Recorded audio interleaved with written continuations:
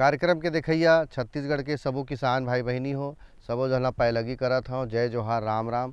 बहुत बहुत स्वागत आप मन के अपन कार्यक्रम कृषि दर्शन में।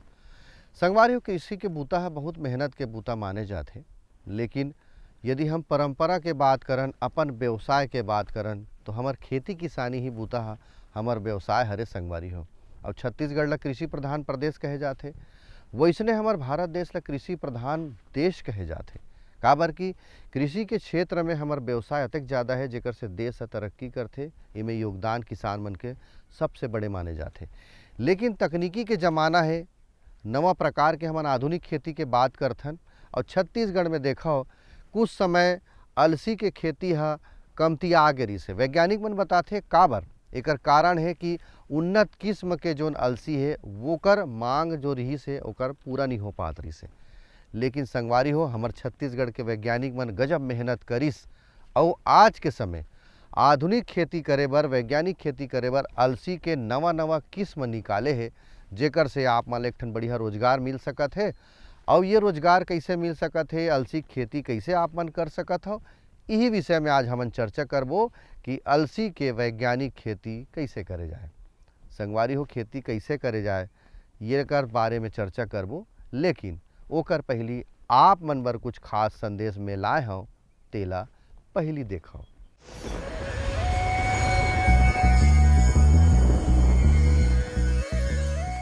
चना दलहनी फसलों में से बहुत ही प्रमुख फसल है और दलहनी फसलों में प्रमुख होने के कारण चना को दलहनी फसलों का राजा भी कहते हैं।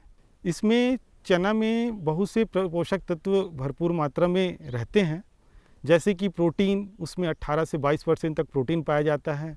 कार्बोहाइड्रेट 60 से 62% तक कार्बोहाइड्रेट पाया जाता है। फैट 4.5% तक फैट पाया जाता है।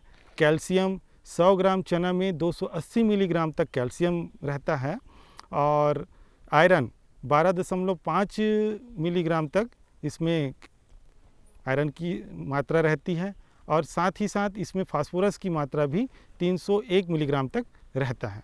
चना का महत्व खाने के में तो है ही और अपने पोषक तत्वों के कारण वो औषधि के भी कुछ गुण रखते हैं, जैसे कि ब्लड शुगर। आजकल ब्लड शुगर लोगों में बहुत ही शिकायत आ रही है।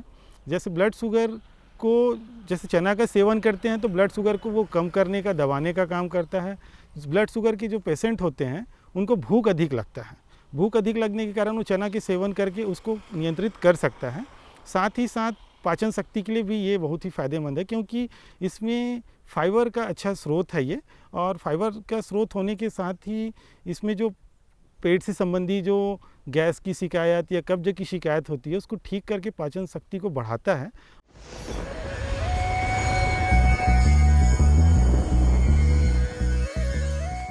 किसान भाइयों, आज के विषय वस्तु विशेषज्ञ हैं डॉक्टर उत्तम कुमार देवांगन जी, कृषि विज्ञान केंद्र रायपुर और इंदिरा गांधी कृषि विश्वविद्यालय के वैज्ञानिक हरे।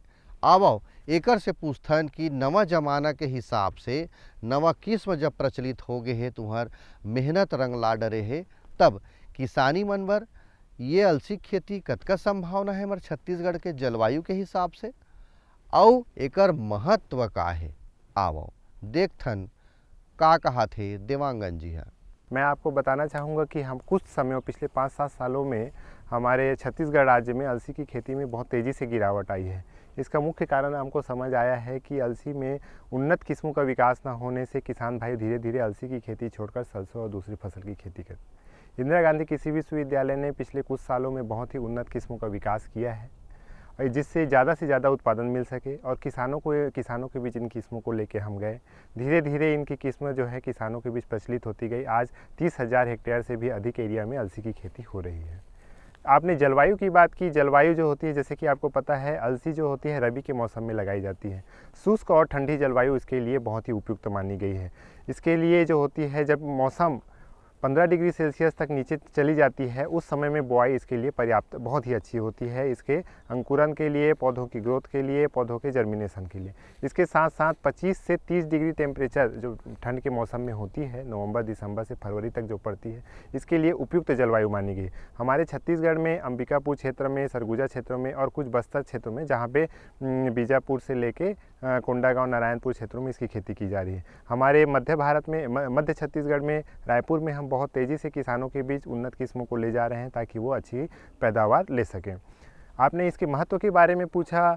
अलसी जो होता है सरसों से भी अधिक प्रभावशाली एक तिलहन फसल है। तिलहन के साथ साथ एक रेशेदार फसल है।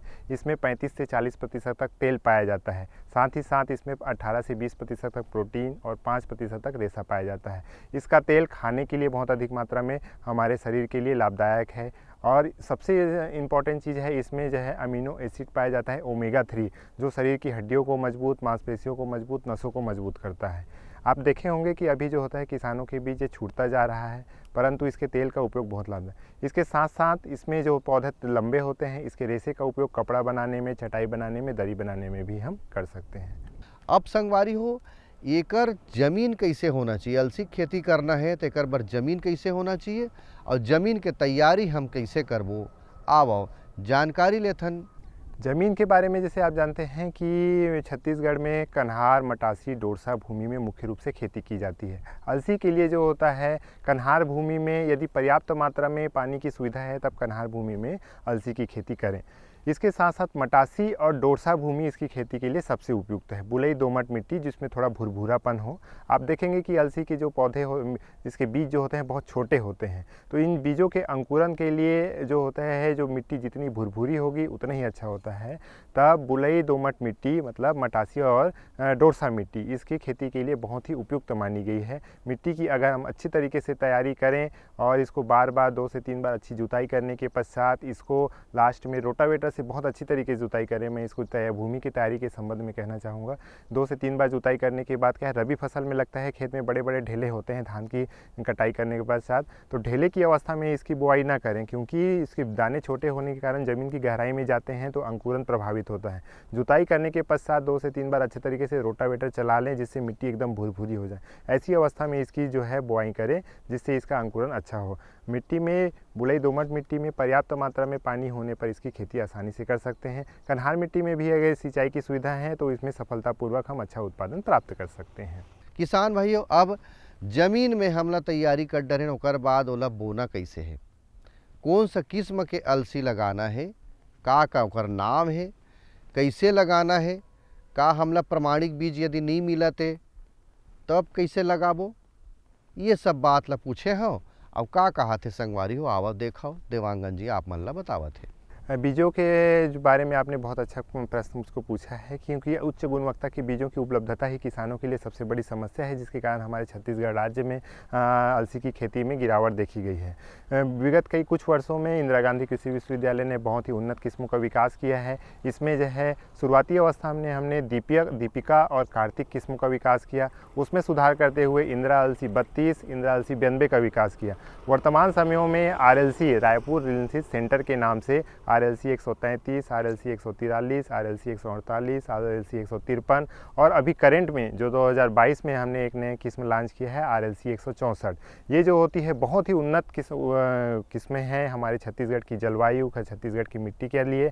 किसान भाई जो होता है इंदिरा गांधी कृषि विश्वविद्यालय के माध्यम से, हमारे राज्य के 27 कृषि विज्ञान केंद्रों के माध्यम से, छत्तीसगढ़ राज्य सहकारी समिति के माध्यम से, बीज निगम के माध्यम से इन बीजों को आसानी से प्राप्त कर सकते हैं और इनकी बुआई जो होती है छत्तीसगढ़ के पूरे छत्तीसगढ़ की जलवायु, तीनों जलवायु क्षेत्रों में सफलतापूर्वक अपन कर सकते हैं। जहाँ तक आपने बीजोपचार की बात की, तो इसमें जो होता है निश्चित रूप से मैं सलाह दूंगा कि बीजों को बोने के पूर्व इसको फफूंदनाशक से सर्वप्रथम कार्बेंडाजिम मेनकोजेब का जो मिश्रण कि जो मार्केट में रेडोमिल के नाम से मिलता है उससे उपचारित करके बोएं 5 ग्राम प्रति किलोग्राम सीड के अनुसार। उसके बाद इसमें जो होता है नत्रजन स्थिरीकरण के लिए एजोटाबैक्टर और फास्फोरस स्थिरीकरण के लिए PSB को 5 ग्राम प्रति किलोग्राम बीज से उपचारित करने के पास निश्चित रूप से बोएं, जिससे इसके अंकुरन जो होता है 100% हमको अंकुरन मिलेगा। इसमें जो होता है नत्रजन स्थिरीकरण होगा जिससे इसके उत्पादकता में लाभ होगा। बोने की विधि के बारे में बात करें जी, पुरानी पद्धति में किसान भाई हमने देखा है जो गांव ग्रामीण क्षेत्रों में छिड़काव विधि से और उतेरा विधि से जो होता है, जैसे सरसों और तिवड़ा की भांति अलसी को भी किसान भाई जो होते हैं उतेरा पद्धति से छिड़काव में बो देते थे, जिससे इसके उत्पादन बहुत ही कम प्राप्त होता था। वर्तमान समयों में हमने कृषि विश्वविद्यालय के माध्यम से बोने की विधियों में बहुत सुधार किया है। अगर आप जो होते हैं मध्यम किस्म के धान की मध्यम समयावधि वाले धान की किस्म लेते हैं तो हमारे अलसी की खेती के लिए जो होता है सही समय पर खेत तैयार हो जाता है। सीड ड्रिल के माध्यम से इसकी बुआई जो होता है कतार पद्धति से करें, जिसमें प्रति हेक्टेयर लगभग 28 से 30 किलोग्राम बीजों की बुआई करें। अगर आप कतार बोनी में करते हैं तो उसमें जो सीड ड्रिल के माध्यम से प्रति व्हील 105 से 110 दाने गिराते हैं और उसके साथ साथ हम जो होते हैं फर्टिलाइज़र उर्वरक का उपयोग सीड ड्रिल के माध्यम से करते हैं। सीड ड्रिल के माध्यम से सही सीधी बुआई करने से ही हमको सर्वोत्तम इसका जो होता है उत्पादन प्राप्त हो पाता है।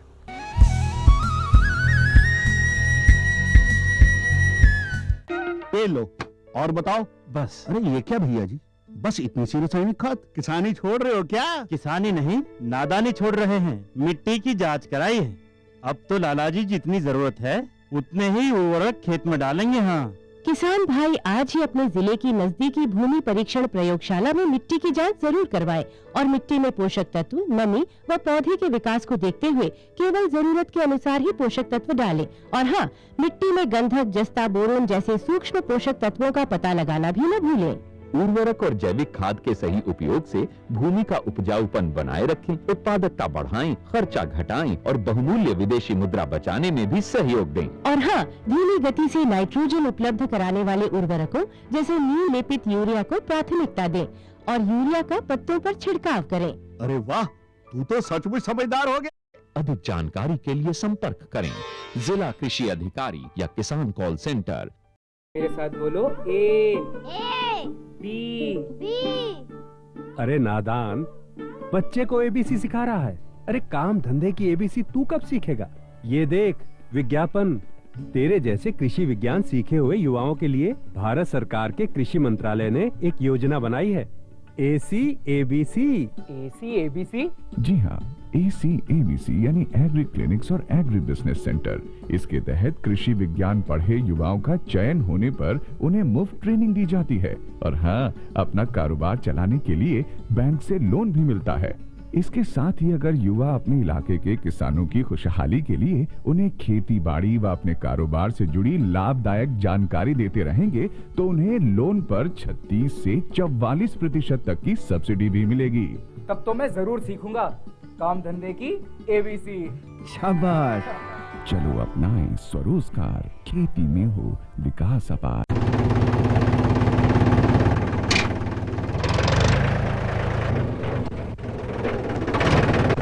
अरे हरकू वाह, बीज, कीटनाशक और आज खाद भी। अरे इतना खर्चा कहाँ से? अरे खर्च की चिंता किसे है, मेरे पास है ये किसान क्रेडिट कार्ड। कार्ड? अरे बैंकों द्वारा जारी इस कार्ड से किसान उसकी सीमा तक की रकम कभी भी बैंक से निकलवा सकता है और खेती बाड़ी की सामग्री कभी भी खरीद सकता है। तो हरकू भैया एक कार्ड मेरे लिए भी। किसान क्रेडिट कार्ड के लिए नजदीकी बैंक से संपर्क करें और पाएं ढेर सारे लाभ।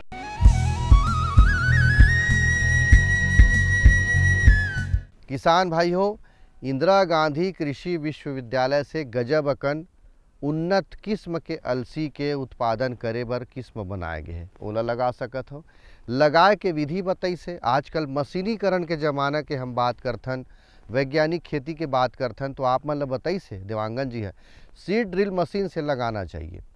छिटका भी बो देते किसान मन है, लेकिन यदि हम वैज्ञानिक विधि व्यावसायिक रूप से बात करन तो सीड ड्रिल मशीन से कर बुआई करब संगवारी हो, बहुत फायदा होते। और बीज उपचार करके भी लगाना चाहिए। कहा तरी से यदि प्रमाणिक बीज आप मान ला बीज निगम से यदि नहीं ले हो, कोनो दुकान ले रहे हो, तब बोला प्रमाणिक करे बर कैसे करे पड़ी, बीज उपचार करे ला पड़ी। तो ये बात ला मन धरी हो संगवारी हो। एक बाद बात आते संगवारी हो कि खेत में यानी हमर अलसी के खेती में जल प्रबंधन हम कैसे करन, आवो जानकारी लेथन। अलसी जैसे कि आपने कहा कि जल प्रबंधन के बारे में, ये एक जो होते हैं रबी की किस्म है, रबी फसल है। रबी फसल में लगभग हर एक रबी फसल चाहे गेहूं, चना, सरसों के साथ साथ अलसी में भी 2 से 3 सिंचाई की आवश्यकता पड़ती है। सर्वोत्तम इसके लिए 3 सिंचाई की अनुशंसा की गई है। बुआई के पश्चात, सीड से बुआई करने के बाद तुरंत पश्चात आप इसमें एक बार फ्लड देवें, और दूसरी बार अगर आपके दूसरी बार जब है पौधा 25 से 30 दिन की हो जावे तब दूसरी सिंचाई भी आप फ्लड के माध्यम से हम इसकी सिफारिश करते हैं। तीसरी सिंचाई अगर आपके पास पानी की सुविधा है तो आप जो होता है जब पौधा में हल्के हल्के फूल आने लगे, तब आप जब को खेत में फूल आने दिखाई देने लगे, ऐसी अवस्था में आप जो होते हैं तीसरी सिंचाई, मतलब 60 से 70 दिन की अवस्था में तीसरी सिंचाई करें। मैं ये ऐसा भी है कि यदि किसान भाई के पास तीसरी सिंचाई की सुविधा उपलब्ध नहीं है तो 2 सिंचाई में भी वो है अपनी मिट्टी का उचित प्रबंधन करके इसका उत्पादन प्राप्त कर सकते हैं। खाद कैसे देना है अलसी के खेती में, कब कब देना है, कतका मात्रा में देना है, कौन सा खाद देना है, और संगे संग यदि खरपतवार आ गए तो ओकर नियंत्रण हम कैसे करन, यानी खेत के सफाई कैसे रखबो, आओ जानकारी लेथन। मिट्टी की जांच के पश्चात सिंचित अवस्था में इसको 60 किलोग्राम नत्रजन, 30 किलोग्राम स्फूर और 30 किलोग्राम पोटास की आवश्यकता होती है। यदि असिंचित अवस्था है, किसान के पास पानी की सुविधा नहीं है, तो ऐसी अवस्था में 40 किलोग्राम नत्रजन, 20 किलोग्राम स्फूर और 20 किलोग्राम पोटास की आवश्यकता होती है। मैं किसान भाइयों को सलाह दूंगा कि बुआई के समय डीएपी का उपयोग करें। डीएपी के माध्यम से, सीड ड्रिल के माध्यम से प्रति एकड़ 1 बोरी डीएपी 50 किलोग्राम डीएपी का उपयोग बुआई की अवस्था में करें, क्योंकि बीजों के अंकुरन के लिए नत्रजन और स्फूर दोनों की आवश्यकता होती है। दूसरा, जब पौधा 25 से 30 दिन की अवस्था हो जाए तब इसमें, जिसमें 60 किलोग्राम नत्रजन कुल लगता है, उसमें 20 किलोग्राम नत्रजन पर 25 से 30 दिन की अवस्था में छिड़काव विधि से नत्रजन का उपयोग करें। तीसरा, इसमें जो होता है जब फ्लावरिंग आने लगे उस समय हम लगभग 20 किलोग्राम नत्रजन का उपयोग हम पुनः करें। फास्फोरस और पोटास की पूरी मात्रा बुआई के समय डीएपी और पोटास के माध्यम से दे देवे। इसके साथ साथ मैं बताना चाहूँगा कि इसके अच्छी उत्पादकता के लिए हमने एक नई तकनीक विकसित की है, जो है कि 2 बार इसमें एनपीके का स्प्रे करना है। एनपीके का स्प्रे बुआई के 25 से 30 दिन की अवस्था में जब पौधे में कंसे आने लगे तब करें। वर्तमान समय में इंदिरा गांधी कृषि विश्वविद्यालय में ड्रोन के माध्यम से हम जो होते हैं लार्ज एरिया में चूँकि अलसी की खेती कर रहे हैं, ड्रोन के माध्यम से एनपीके का स्प्रे कर रहे हैं, जिसमें प्रति एकड़ 4 से 5 मिनट में ही प्रति एकड़ ड्रोन में इसमें सिंचाई जो होता है एनपीके का स्प्रे हो जाता है। दूसरी, जब फ्लावरिंग अवस्था आने लगे, आप देख रहे हैं हम जिस खेत में खड़े हैं फ्लावरिंग अवस्था है, आज भी इस खेत में ड्रोन के माध्यम से हम जो होता है एनपीके का उपयोग कर रहे हैं। 2 किलोग्राम एनपीके प्रति एकड़ के रूप में ड्रोन के माध्यम से, ड्रोन में जो होता है लगभग 8 लीटर पानी में 2 किलोग्राम एनपीके को घोलकर इसका जो होता है स्प्रे करते हैं, जिससे ये एक नई तकनीक के माध्यम से, जिसमें कम से कम खर्च में बिना फसल को नुकसान पहुंचाए, बिना लेबर कास्ट प्राप्त किए हम बहुत ही उपयुक्त तरीके से ड्रोन के माध्यम से करते हैं, जिससे इसका परिणाम भी हमको अन्य खेतों में बहुत अच्छा दिखाई देने लगा है। मैं किसान भाइयों को सलाह दूंगा कि आप एनपीके का उपयोग अवश्य रूप से करें। आपके क्षेत्रों में यदि ड्रोन की सुविधा है तो उसके माध्यम से इसका उपयोग करें। इसके बहुत ही सकारात्मक परिणाम, 100% परिणाम हमको देखने को मिले हैं। वह चूँकि आप जैसे कि जानते हैं कि रबी के मौसम में खरीफ के मौसम की तुलना में कम मात्रा में खरपतवार आते हैं। अलसी एक ऐसी फसल है जो कम लागत पे होने वाली फसल है, बहुत कम मात्रा में खरपतवार आते हैं। फिर भी यदि आपके खेतों में अगर आपको लगता है कि कुछ मात्रा में खरपतवार हैं, तो बुआई, जब खेतों की जुताई कर रहे हैं और जुताई करने के बाद जब पौधे की बुआई करते हैं, बुआई की 3 दिन की अवस्था में जो होता है हम प्री इमरजेंस हर्बिसाइड का उपयोग करें, जिसमें मेटिब्यूजिन का उपयोग 80 से 100 ml प्रति एकड़ के हिसाब से हमको करना है। किसान भाइयों, ये तो रही समर चर्चा अलसी के वैज्ञानिक खेती के बारे में, और ये में 2 पैत आप मतलब जानकारी मिली संगवारी हो, एक खाद प्रबंधन के बेरा और एक दवाई छींचे के बेरा आप मन देखे हो ड्रोन के माध्यम से दवाई और खाद के प्रबंधन होवत रही से, यानी छिड़काव होवत रही से। तब ऐसे हम एक तकनीशियन से आप मतलब मिलवात हन, जे आप मतलब बताही कि खेती किसानी में भी नवा तकनीकी आगे है, यानी ड्रोन आगे है, ओकर माध्यम से आप मन हा खाद के छिड़काव, दवाई के छिड़काव कतका रकबा में कर सकथव, कैसे कर सकथव, एकर पूरा बात ला बताही। आवा भैया से जानकारी लेथन कि का कहा थे ड्रोन चलैया हमर संगवारी हा। ड्रोन ये एक ऐसी तकनीक है जो खेतों में छिड़काव करने के काम आता है, खरपतवार को छिड़काव करने के लिए काम आता है। इसमें 1 एकड़ में हम 4 मिनट से लेकर 10 मिनट तक हम छिड़काव कर सकते हैं, जिससे क्या है किसान भाइयों को एक तो समय की बचत होती है, दूसरी बात किसी किसान को किसी टाइप कोई बीमारी है, जैसे कोई अपने चर्म रोग होता है और कुछ कोई किसी भी प्रकार की बीमारी होती है, तो उससे बचा जा सकता है। क्योंकि अगर हम यहाँ खड़े हैं तो हम 500-700 मीटर तक ड्रोन को हम भेज सकते हैं दूर। पूरा सारा ऑनलाइन सिस्टम है, हमें ये पता चल जाता है कि ये खेत की मेड़ तक गया है नहीं गया है। यहाँ से अगर ये सोचते हैं कि हमें 6 एकड़ 5 एकड़ 10 एकड़ 20 एकड़ एक दिन में करना है, तो ये ज़्यादा से ज़्यादा 30 एकड़ तक एक दिन में नॉर्मल से कवर कर लेता है। इसके और क्या फ़ायदे हैं, एक तो पैसा बचता है और दूसरा ये होता है कि जैसे अब अलसी की ही खेती है, इसके अंदर अगर किसान पैदल से करेगा बंदा तो टाइम भी लेगा और उससे फसल का नुकसान भी होगा। फसल टूटती है तो उससे नुकसान से भी हम बच सकते हैं। और ड्रोन का हम बागवानी में भी प्रयोग कर सकते हैं, गन्ने की खेती है और कपास है और जितना जो भी है, फूल की खेती है, 15 से 20 फीट तक का आम के पेड़ होते हैं उनकी खेती है, अमरूद की खेती है। हम किसी भी प्रकार की खेती में इसको हम प्रयोग कर सकते हैं। एक इसमें एक खासियत और है कि जैसे हम ये अपने को 2 उसमें चलाते हैं हम इसको। एक अपना कमांड जो हम देते हैं, अपने हाथ से जितना कमांड देते रहो, जितनी स्पीड देते रहो, उसे चलता रहेगा। और एक तकनीक ऐसी है, यहाँ खड़े हम मोबाइल से जैसे मैप आता है उसको फिल करो, इसके अंदर ट्रांसमीटर होता है रिमोट टाइप जिसको बोलते हैं, उसमें पूरा मैप बनाओ और वो पूरा ड्रोन स्प्रे करके वहाँ जितना एरिया हमने फिलअप किया है वहाँ वापस आ जाएगा। सपोज करो अगर मान लो हमारी बीच में स्प्रे ख़त्म हो जाती है, बैटरी डाउन हो जाती है, तो तुरंत ड्रोन जहाँ से हमने फ्लाई किया था तुरंत वहीं पे आ जाता है।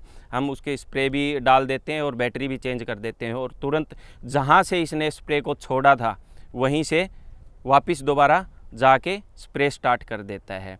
तो किसान भाई हो, देखे हो कतेक नवा तकनीकी जमाना आ गए है।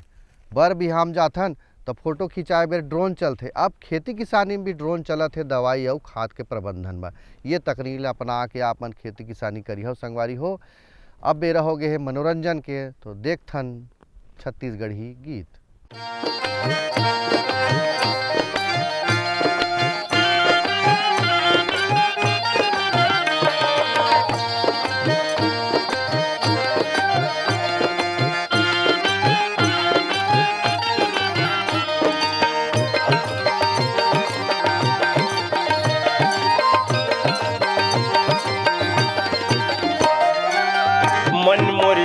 नाचे डुंगरी पहाड़ माँ, मन मोर झूमे नाचे डुंगरी पहाड़ माँ।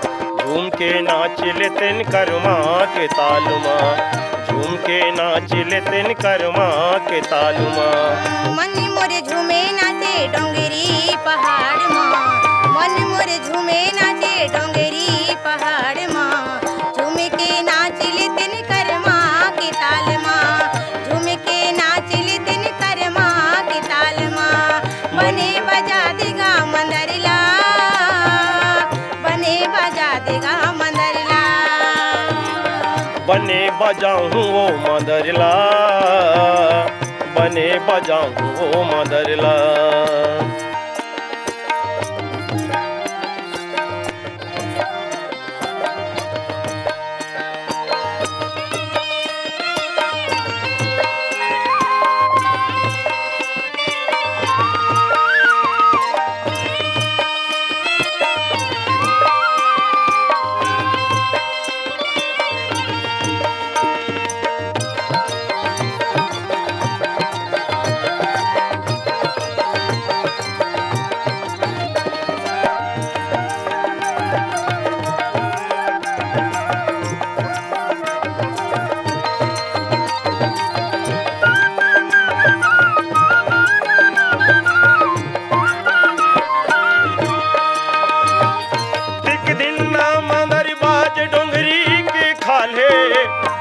सुन पैरी बाजे मन हमर मोहागे, सुन सुन पैरी बाजे मन हमर मोहागे।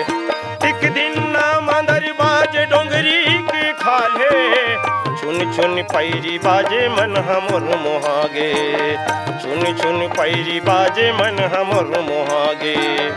अबे अबे गोरी वो नदिया कछार माँ, अबे अबे गोरी वो नदिया कछार माँ, झूम के नाचिल तिन कर्मा के ताल माँ, झूम के नाचिल तिन कर्मा के ताल माँ। बने बजा देगा मंदरला, बने बजा देगा मंदरला, हाँ बने बजाऊं वो मंदरला, बने बजाऊं वो मंदरला।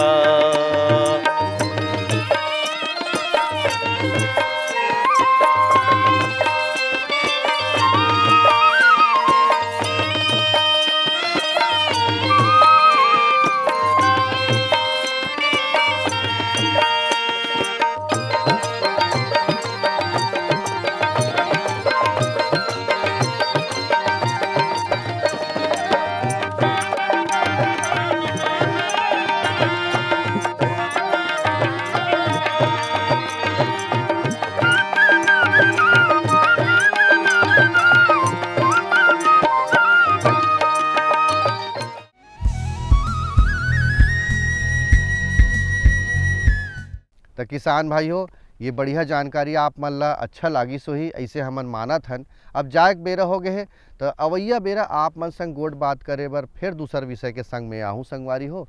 तब तक मोला देवा विदा। जय जोहार, राम राम।